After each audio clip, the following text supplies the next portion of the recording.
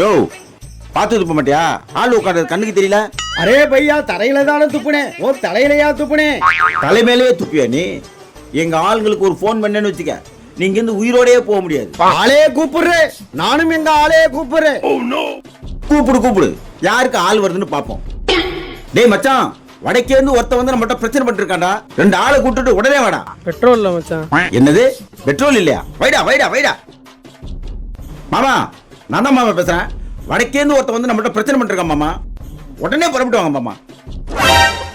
என்னது அத்தைக்கு உடம்பு சரியில்லையா? சரி மாமா, நீங்க அத்தையை பாருங்க, இவனை நான் பாத்துக்கிறேன். அவசரத்துக்கு போன் பண்ணா எவனுமே எடுக்க மாட்டான். பேசாம காம்ப்ரமைஸ் போயிடும் இருக்கான். ஐயா, ஒரு பேச்சுக்கு சொன்னா 10 பேர் வந்துட்டாங்க. எம்எல்ஏ கூப்பிட வேண்டியதுதான்.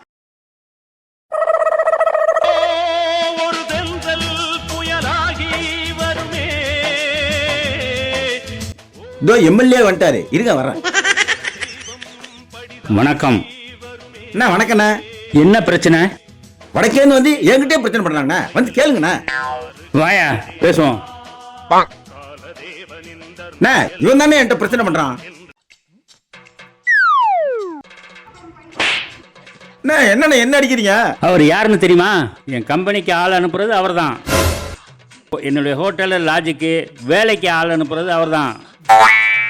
இவ்வளவு ஏன், என்னோட வயல்ல வேலை பார்க்கறது ஃபுல்லா அவங்க ஆளு தான்.